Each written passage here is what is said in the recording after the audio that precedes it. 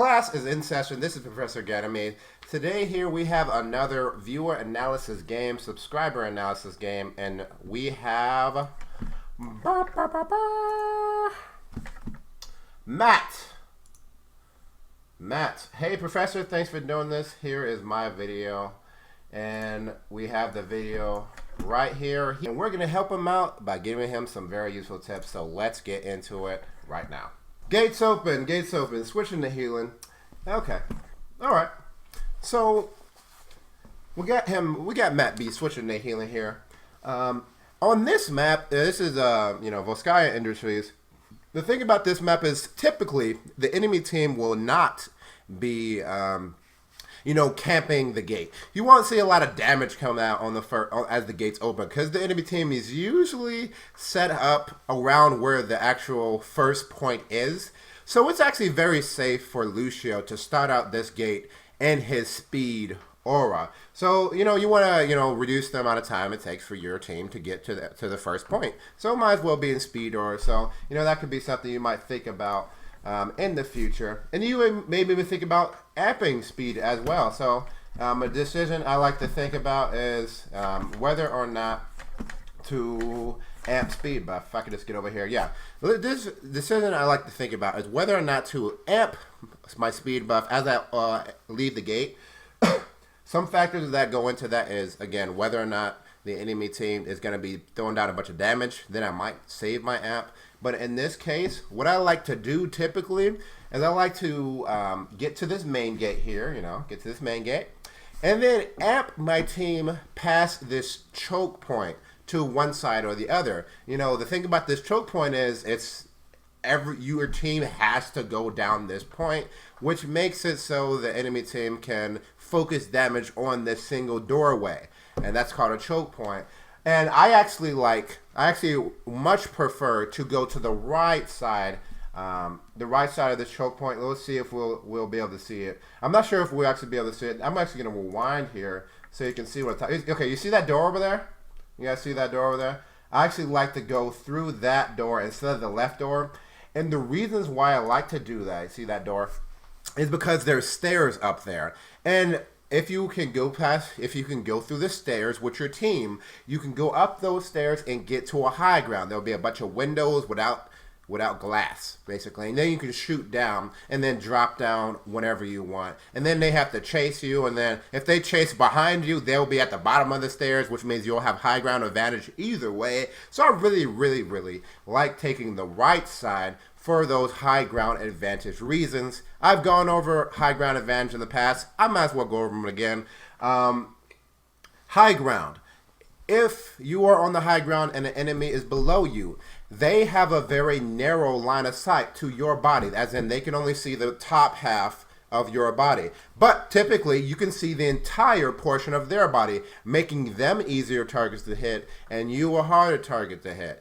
You, being on the high ground and because of geometry, have wider field of view. You can see more. Their field of view typically is more narrow. You can more easily drop back out of line of sight because of the way, again, geometry works. You can just back out and then they can't see you, but they have to, hide behind something specifically. So a lot of good reasons to want to take the high ground in the beginning. All right, let's continue. All right, so he's a heal buff. Gonna follow his Reinhardt here. He got stunned, but it's okay. He's getting attacked here. He's gonna want to turn around. That's a Lucio, though. That's actually a great opportunity. Obviously, his team isn't. No one's talking. You can see over here, no one's talking. The voice comms aren't being used.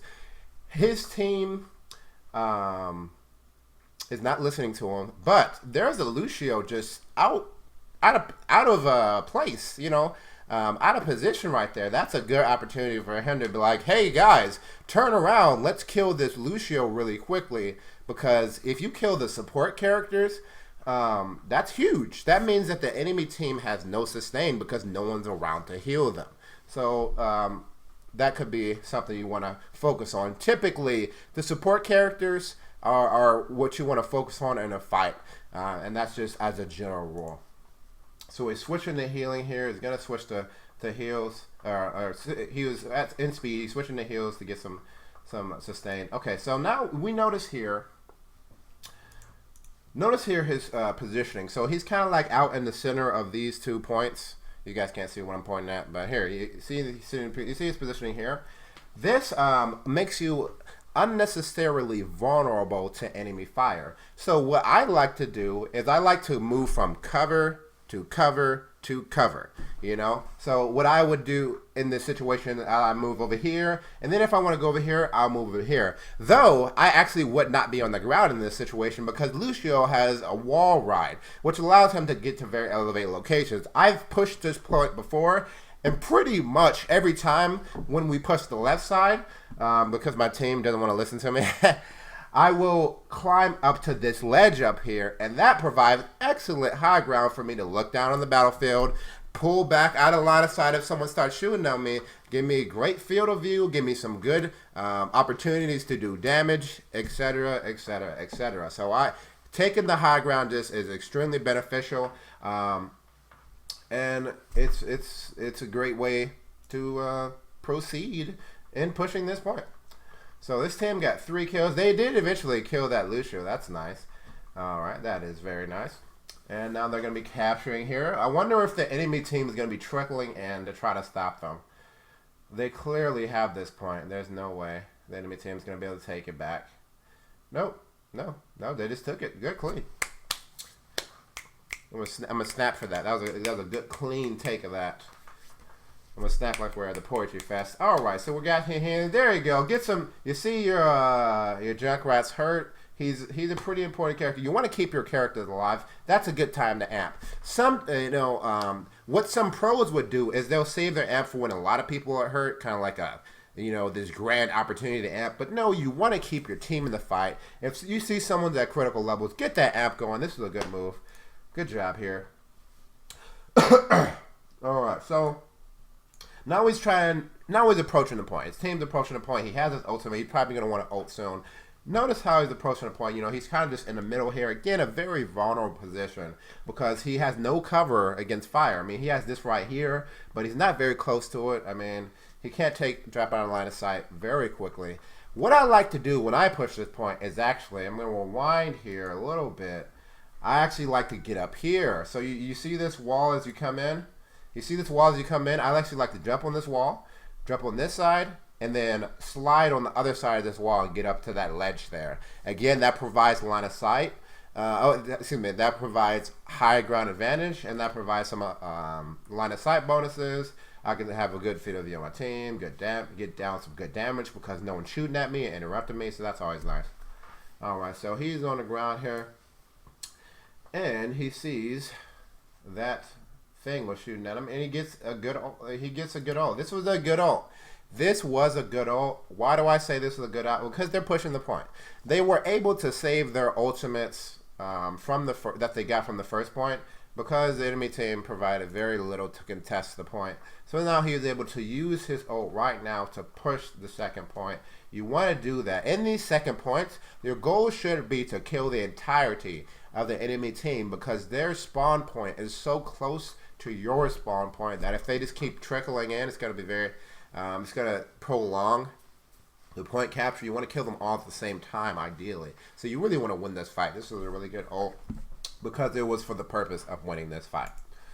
And plus, also, his teammates were actually dying. So, you know, he didn't want anyone else to die. So that was a really good ult there. Then Roadhog, get his face, get a little knockback on him.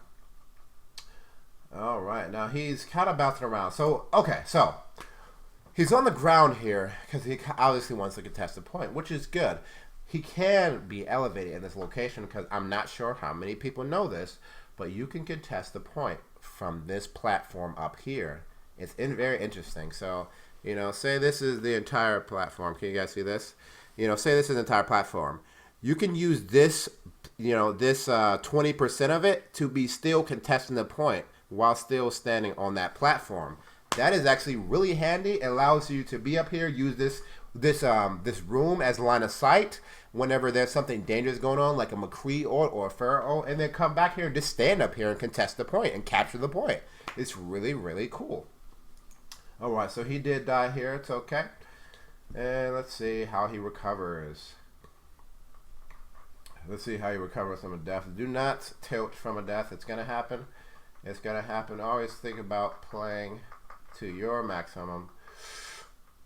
Now, I'm not sure whether or not he saw this, or whether or not there's even anyone dead. But so when you die, there's two things you want to do. You want to, first of all, you want to check the charge of the person that killed you, because in the kill feed, you are able to see, you know, how much ult they have, and then relay that to your team, because you want to keep track of the enemy team's ultimates so you can know generally how to push, when the best times to push are, and, you know, when the enemy team can't defend against your ultimates or your pushes, etc., etc., etc. And also, you want to check who on your team, when you're a Lucio player, who on your team is dead, because then you can actually speed them back to combat with you, because you're AoE champion, your auras affect everyone else, so you'll want to actually speed them back to combat with you instead of rushing in by yourself if someone else is going to be spawning soon. Because you want your day together as a group. You don't want them trickling in. And how you do, you see that Reinhardt, he might actually want to go get that Reinhardt and speed him back to combat. Use be a taxi for his team. All right, now it's going up. He doesn't need to take this out. So with Lucio's wall ride ability, it's fun to take the elevator, but you really don't need to. You can just kind of like jump up there by bouncing off the walls, and just get up here. So you really don't need to take the same avenues that your team takes. You have the ability to do way more than your team, and you should be taking advantage of those things, because they're good. Because you can. Why not? Because you can. Because you can. So what I like to do to practice my wall riding, I even do this to this day, is I'll open up a custom map where I have a problem, like a certain area, and I'll put on some music, and then I'll just practice on that map for like 20, 30 minutes, every once in a while, a few times a week. And I'll just ride, and I'll just wall ride. I just go around, jumping around, and figuring out what surfaces I can jump on. I practice on this map a ton. I know this map pretty much in and out. So I know exactly where I can get to and where I can't get to, and all that stuff. So I suggest that. Just open up this map in a custom game. Put on no bots, just yourself. Put it on skirmish mode. Get Lucio and just start jumping around. See where you can get to. Alright, so here we go. So let's go ahead and get back to the game. Here we are. Now he's doing damage, so you might want to be on the ground. The best way to actually hit people with your damage, I'm going to talk about this. The best way to hit people with your damage is actually on the ground, because it's just that much easier. When you're on the same plane as someone, much easier to actually shoot them. So if your goal is to actually do damage, then you may want to be on the ground. But then again, it does compromise your safety pretty well. Like if anyone was to run up on you, like if there was a McCree or a Farah or a Reaper, anyone, a May, people like Tracer, they just have a much easier time killing you if you're on the same plane as them, which is why I usually sacrifice my ability to do very good damage as Lucio, because he doesn't do damage much at all anyway, and he doesn't gain that much ultimate charge from his damage. I think for each pellet that lands, he gains like one tick of ultimate charges really, really slowly. I'd rather just focus my attention on being elevated, maybe putting down some suppressing fire in an area to control space. That's what I use my damage for. And maybe to finish off someone who's at like 10% health, maybe, possibly. But most of the time, I stay elevated so I can gauge the situation, so I can keep track of the enemy team, so I can keep track of the allied team, so I can have time to check our ultimates, to keep track of the enemy team ultimates, to see when my team needs a speed buff. Maybe someone needs to retreat. I'll speed buff them out of that dangerous situation. Just to be an overall, just the eyes for my team. That's what I like to do, which does involve sacrificing my ability to do damage, which I think is more than worth it. So that's how I play. I think that's a good way to play, especially when you're not playing with a reliable team. Now, if you're playing with a more reliable team, a team you can count on, you may be able to do more damage because you can expect them to be able to protect you that much more often. But when you're playing with a non-reliable team, you can't expect anyone to protect you but yourself. So then I would suggest cutting back on the damage and focusing on other aspects of Lucio in order to help your team win the game. All right, he's down here getting some damage on. He got 3 seconds to his amp. That Reinhardt really needs an amp. Can he? Oh, that's what I like to see. That is what I like to see. So a lot of people I notice that I watch, they don't use their amp very efficiently. As in, it'll be on cooldown for like 2-3 seconds when someone really needs a good amp. He was able to amp as pretty much as soon as it came off cooldown. Maybe he was mashing the button or just holding it down, like, oh my god, I really need to heal this Reinhardt, and he used it right off cooldown. That's what we call efficiency. That's really what I like to see. Good job here.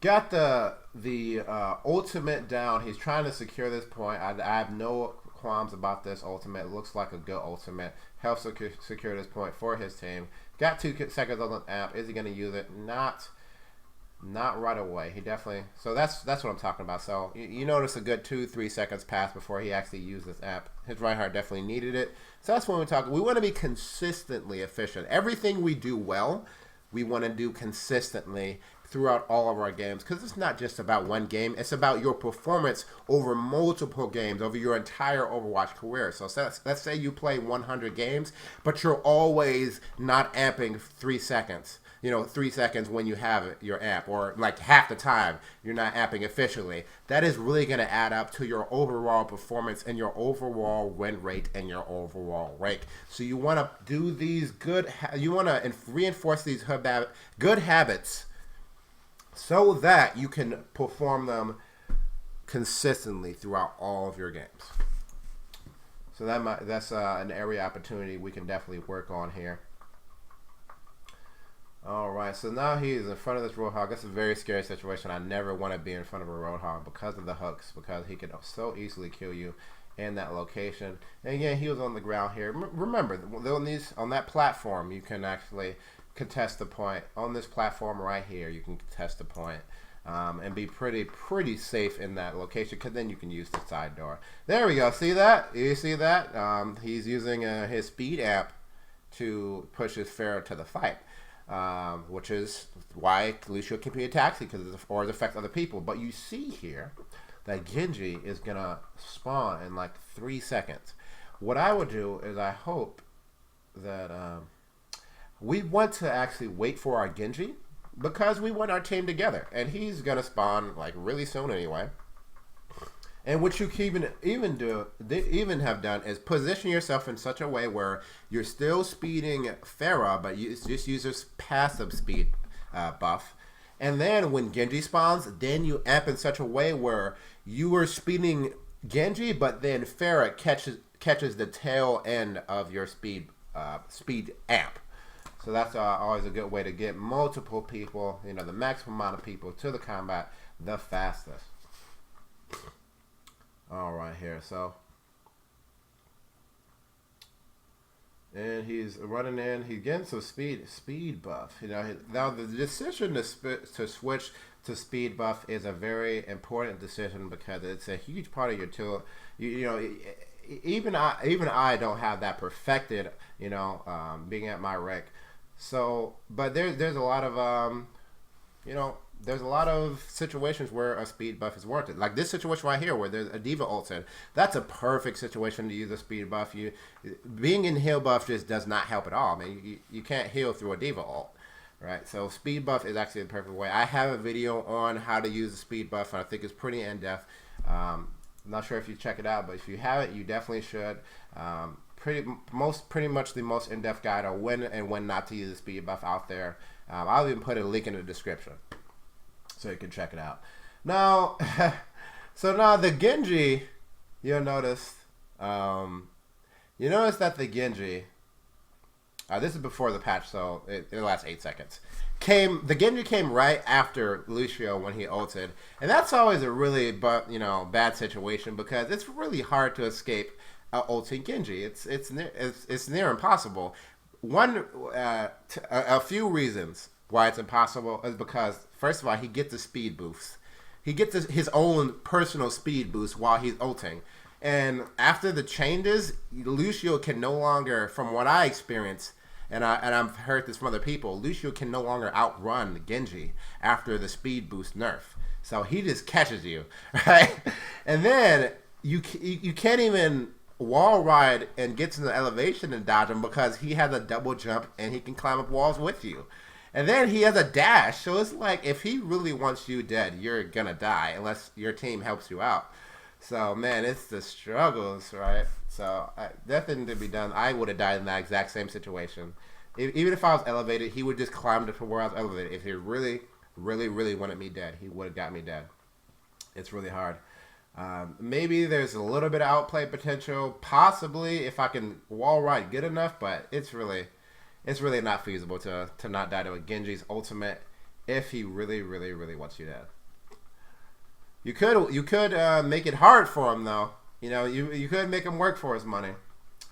There you go, trying to get some damage in his zone. There you go. He did use this app very efficiently there. That was really good. That was really good using this app very efficiently there. Got the team kill, and then we got the win. That's what I like to see. Round 1 complete. So that was a very great game. Great game, and this has been Matt B. Matt B. All right, so thank you very much, Matt B, for posting this gameplay. You're rank 46. I hope this helps you rise in rank.